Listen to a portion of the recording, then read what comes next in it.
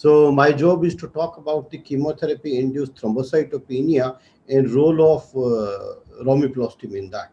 So we all know about TPO production in liver and kidney, and this leads to production of megakaryocytes and ultimately platelets. And the platelet after the platelet production, the TPO gets degraded, and again the cycle keeps going on.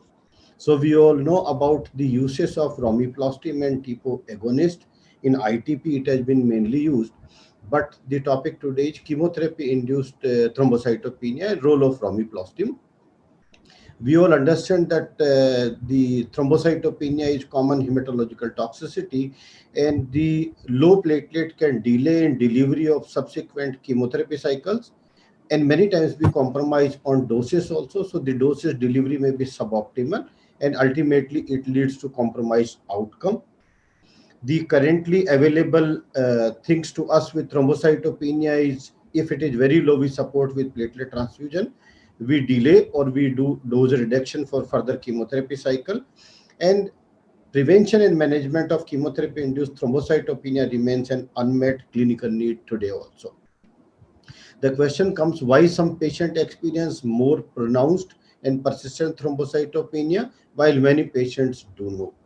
So how to predict that part? Who will develop thrombocytopenia, who will not? It is not well understood and it is very difficult to predict. But of course, if somebody develops thrombocytopenia after chemotherapy, the family will definitely tell us that the doctor has given wrong doses, so my patient has developed a lot of bleeding and other complications. So the role of thrombopoietin and agonist, we know this thrombopoietin, this increases the number and maturation of megakaryocytes in the bone marrow, and clinical trials on EPO showed promising results, including treatment in few of the studies of chemotherapy-induced thrombocytopenia. This romiplastim is available since 2008, had been approved for ITP, but commercial development was halted and used in chemotherapy-induced thrombocytopenia because of the development of autoantibodies to the exogenous recombinant TPO, and it has cross-reactivity with the endogenous TPO. So there has been some reports of thrombocytopenia, and probably that was the possible reason that it could not get popularity in the chemotherapy-induced thrombocytopenia. So what romiplastim today's talk is, romiplastim, this is romiplastim. So this is simple structure. I have also seen this first time.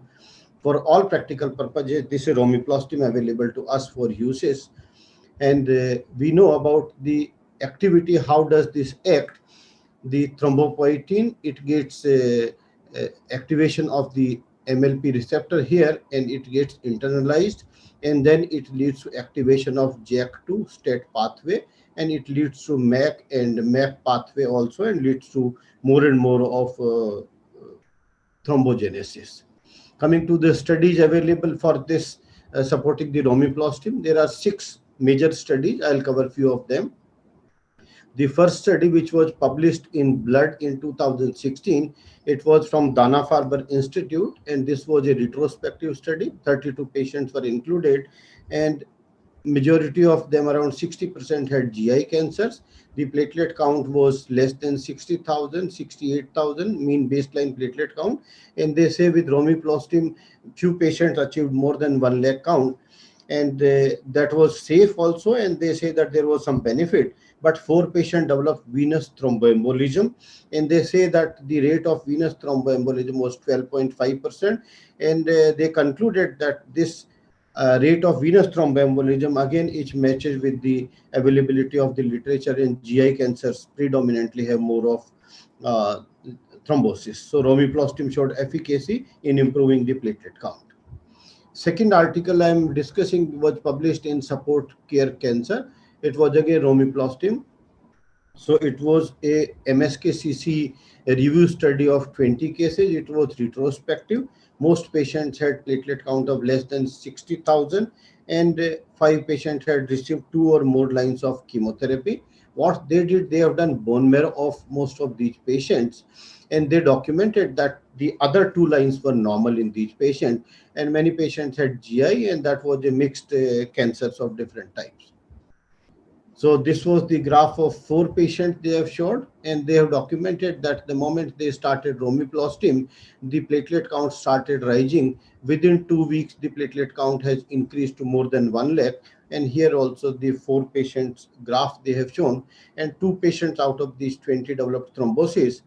And they concluded that this case series is promising and justifies further evaluation for use of romiplostim. And even if further studies confirm that romiplostim may limit the uses, the full dose chemotherapy may be given, and proper role for this intervention must be established. This was another third study which I am discussing, and this was published in Journal of Hematology and Oncology. And this was a randomized, double-blind, placebo-controlled phase 2 study, and it evaluated the efficacy and safety of romiplostim in patients with low or intermediate risk myelodysplastic syndrome receiving lenalidomide. And they have chosen 39 patients, 14 patients and 13 patients in romiplostim arm, and 12 patients received placebo. And they had given 2 doses, 500 and 750 milligram. And this is the mean platelet count, and this is the baseline. The 50,000 line is this. So they have documented that patient had low platelet count initially, and the moment romiplostim was started, both the doses 500 and 750 both had worked, and the platelet count has increased to, in most of the settings, more than 1 lakh. So they documented that it is effective. These were the toxicity criteria, and they say that the main adverse event were fatigue, thrombocytopenia, diarrhea, rash, varying from one third to half of these patients. The limitation for this study was it was a small sample size. Enrollment of patients with variable degree of baseline thrombocytopenia was there, and there was imbalance in the MDS characteristic between different treatment groups. This is third study which was published in JCO in September 2019. This was again phase 2 randomized trial, and they have also used romiplostim versus untreated observation. And they have used romiplostim, and they documented that the mean platelet count before treatment was around 60,000, and within 2 weeks with this injection, the platelet count increased to more than 1 lakh. So they also felt that this is working. This is another study which was published as letter to editor, and there were 42 patients published in Hematologica in 2018. 28 patients solid tumor, 14 hematolymphoid. Romiplostim were given weekly on the day of chemotherapy. The dose was variable from 1 microgram to 10 microgram per kilo, and weekly platelets were checked, and romiplostim dose was changed in 14 patients. And they also document that the median weekly platelet count for the entire cohort was again more than 1 lakh. So there was some efficacy proof, but the flows in this study were, it was retrospective, there was no blinding, it was non-randomized, there was solid tumor with variety, and the patients had different lines of cancer treatment, and the chemotherapy selection was also different drugs. So now comes the last part, Cochrane review. This was published in 2017, randomized trials. So they have included various trials, and total of they have included was 6 randomized trials and more than 700 patients. And the review questions were role of TPO in treatment of MDS patient, and they focused on the changes of overall survival, mortality, transformation to AML, bleeding, transfusion requirement, and quality of life issues. So all this was the review questions. The result for this was that they were not able to pool the data for the overall survival, and they say that instead of that we analyze mortality during this study, and they say there is little or no evidence for difference in the mortality in the thrombopoietin mimetics compared to placebo. And they say it is unclear whether the use of TPO mimetics induces an acceleration of transformation to AML, or whether it improves the thrombopoietin mimetics, probably improve the incidence of all bleeding episode, and there was moderate quality of evidence for this. And they say there is little or no evidence for a difference that TPO mimic significantly diminishes the rate of transfusion requirement. And they say no studies were found that looked at quality of life or duration of thrombocytopenia. So looking to this also, till date we don't have a robust data to suggest that romiplastim is really effective in prevention and treatment for the chemotherapy-induced thrombocytopenia. So to me, it looks the future of romiplastin in chemotherapy-induced thrombocytopenia, that the initial few data of more than 700 patients looks promising. Further studies are required for use of romiplastin in chemotherapy-induced thrombocytopenia.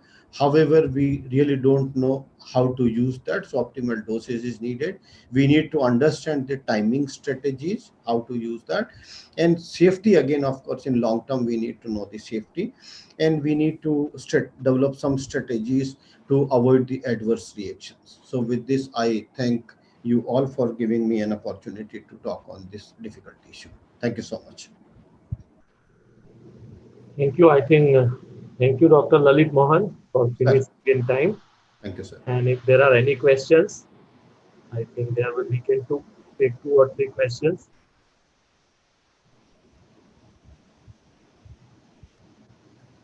Since Lalit has really finished well within his given time, maybe even if there are questions for Aditi, can be taken, I think.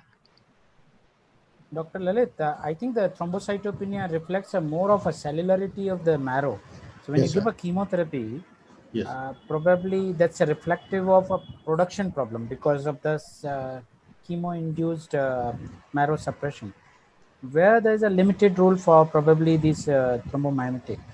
Wherever there is the mechanism is destruction of the platelets, probably there will be a more role for the mimetics. These thromomimetics have been in the market for long. There are not too many trials for the chemo-induced, except the myelodysplastic syndrome, where definitely the GCSF, erythropoietin, and these things have been used. I think what you say seems to be absolutely right. Otherwise, erythropoietin and that granulocyte stimulating factors have been very popular, and we all are using them. But still, these have not become popular. So that sounds There are very not reasonable. many trials to suggest that Yeah, very true. we can give a more chemotherapy. Probably the thrombocytopenia is a reflection of suppression of marrow. If you give a second chemotherapy, probably there will be a more marrow suppression and you'll have a more cytopenias.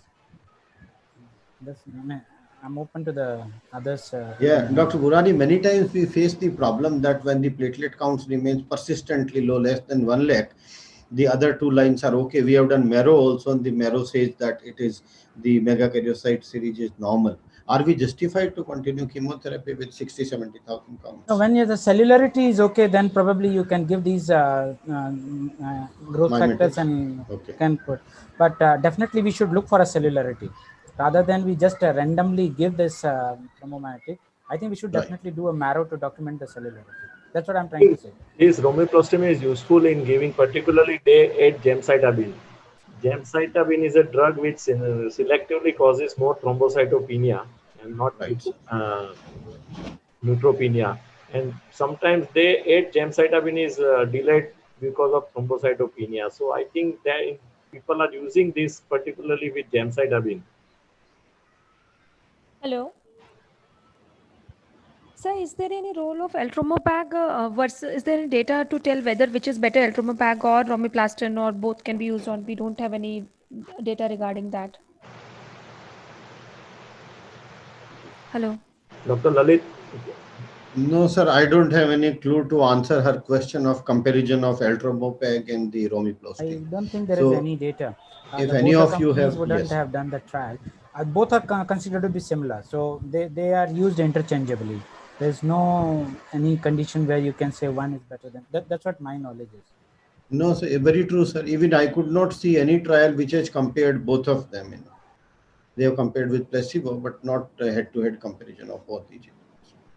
Since the beginning, when TPO was used, and we found that some patients developed, volunteers developed antibodies, everyone was so these molecules that since then, these molecules have never been popular amongst the medical oncologists at least, and we have hardly used these such molecules in our practice. And even if you see, the trials are really limited and not really up to the mark. So if you see the data which was presented, we need really a good trial like we have for filgrastim and this thing to really say whether whether they need to be used, and if they're safe, they're effective. So both, I think we need a good trial, at least one or two really good trials, big trials, to see that if it's useful or not. So till that time, I think they will not be as popular as filgrastim. And like Sandeep told, maybe I mean Aditi told, the other Sandeep told, the other trial will be used nowadays. We are using a lot of weekly carboplatin, Yes. So that may be another trial where it may be useful, because that causes thrombocytopenia, and whether it such molecule will help. So we don't know, but we need definitely a good trial. Sir, I have a question. Lily sir, how you place this this drug in a dose dense therapy, like where you don't want to lose efficacy of the drugs and want to timely use the drug, and how you manage the thrombocytopenia with this drug in dose dense therapies? In fact, Dr. Sandeep, good question, but yet I am not fully convinced that this will have significant effect, because growth factor, the filgrastim, we have full faith in that. But about the chemotherapy-induced thrombocytopenia, I'm not very sure whether this will act or this will help.